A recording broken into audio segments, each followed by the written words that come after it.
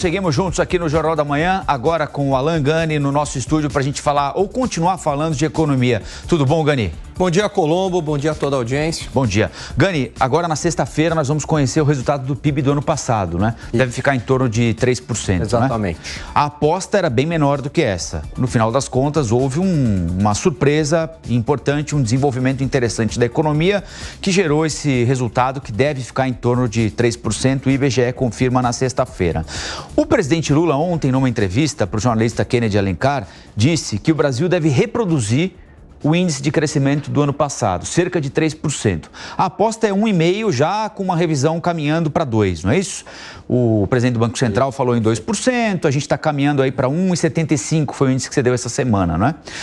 Eu sempre ressalto que cabe ao gestor público animar a torcida. Claro. Jogar a galera para cima. Claro. Se ontem aparece o presidente na televisão dizendo, não sei se vai dar, a coisa não está bem. Hoje estava todo mundo deprimido, né? É função dele jogar a bola para o alto.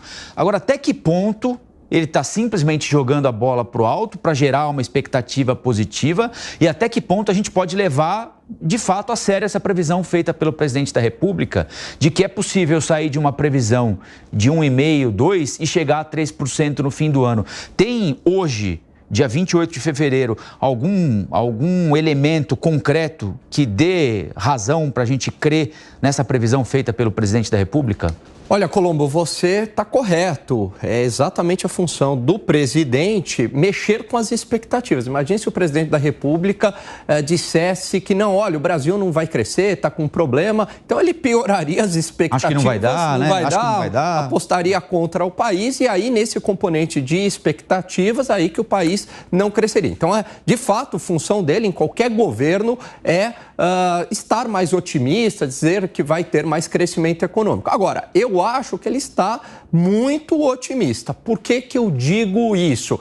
Apesar da taxa Selic estar numa trajetória de queda, e isso tem efeito, sim, sobre a atividade econômica, apesar de ter estímulos de crédito, mesmo que artificiais, com taxas abaixo da taxa Selic, para tentar fomentar a atividade econômica e gastos do governo, isso tudo são forças de crescimento econômico. Tem, por outro lado, Colombo, um menor crescimento da China e o Brasil é muito impactado pelo crescimento chinês. Além disso, existe toda uma desconfiança do lado fiscal, que mesmo com reduções da taxa de juros, o mercado, os empresários, os investidores, eles ficam mais receosos em fazer uma aposta mais forte no país, em investimentos, em empreendimentos.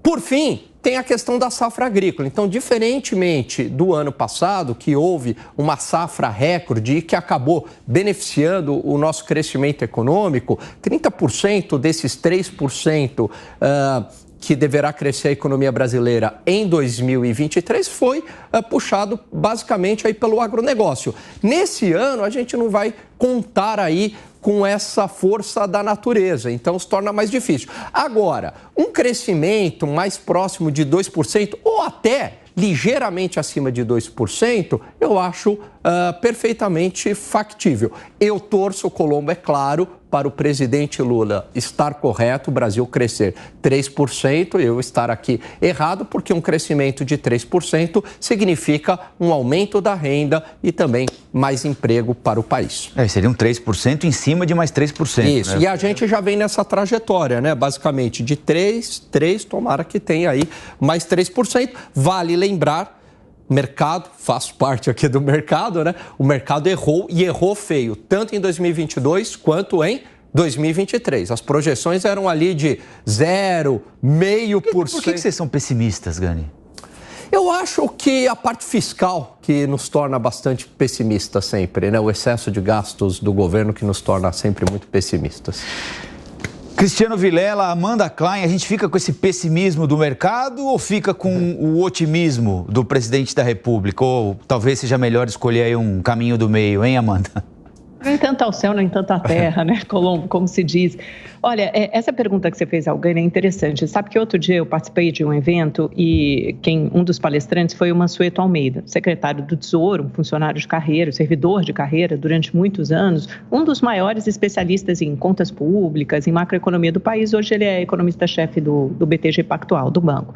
Ele diz o seguinte, que os economistas têm errado tanto porque o modelo econométrico, quando você vai lá e você coloca todos os números, eles têm o modelinho deles, ele vai dando resultado sempre abaixo do efetivamente aferido pelo PIB, o que leva os economistas a imaginarem, a tentarem refazer suas contas baseado nas reformas que foram aprovadas nos últimos anos, desde a reforma da Previdência, trabalhista, as reformas microeconômicas, agora a reforma tributária e o impacto positivo que isso vem tendo no aumento do PIB potencial. Não é uma coisa estrondosa, mas aumenta ano a ano e isso faz com que os economistas errem muito as suas projeções e as suas previsões. Na visão do Mansueto Almeida, por exemplo, esse ano, embora você comece mais devagar nesse primeiro trimestre, você vai aumentando o ritmo do crescimento ao longo do ano, é justamente o oposto do que aconteceu em 2023, porque em 2023 você teve um primeiro trimestre muito forte por conta do agro e você teve um crescimento pouco disseminado. Ele acha que não, que dessa vez vai acontecer o contrário, você vai aumentar o ritmo ao longo do ano, você vai ter um crescimento mais pulverizado entre os setores da economia, o que é muito importante, né? Você não fica dependente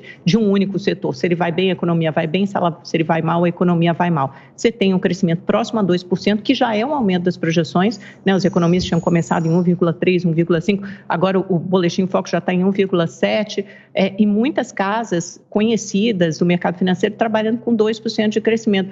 Então, eu acho que não vai espantar ninguém se ficar um pouco acima disso, até porque a arrecadação do governo vem surpreendendo positivamente. Em dezembro, em janeiro, teremos que ver se isso será daqui para frente, se isso vai se manter ou não, ou se foi algo excepcional. Então, tem muita coisa para acontecer esse ano, mas assim, o dólar controlado, a inflação controlada, estou lembrando de toda a palestra que ele fez, e uma balança comercial muito pujante, que vem surpreendendo positivamente, 100 bilhões de dólares no ano passado, quer dizer, é muita coisa.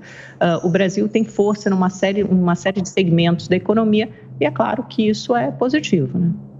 Eu vejo que o presidente da República, ele, embora tenha um discurso talvez um pouco mais otimista do que a realidade, mas ele tem um papel importante, que é justamente o de disseminar esse otimismo e, de alguma forma, estimular o setor produtivo a continuar investindo no Brasil.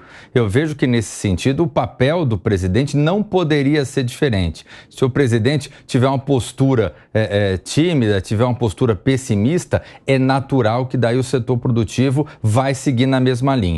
Eu vejo que o Brasil, ele poderia aproveitar o contexto histórico, o contexto internacional, para, de alguma forma, ampliar esse crescimento ainda mais e promover alguns ajustes que são importantes no Brasil do ponto de vista econômico, como, por exemplo, a redução de gastos. Aí, nesse sentido, o Brasil, enquanto não fizer esse acerto de contas interno, o Brasil eventualmente até poderá crescer, poderá aproveitar algum vácuo no sentido econômico internacional, mas esse voo eventualmente não será um voo que vai, de alguma forma, perdurar no tempo. Eu vejo que, nesse sentido, enquanto o Brasil não fizer a sua lição de casa, fará voos rasantes, mas não fará realmente uma decolagem, que é a decolagem que todos nós queremos.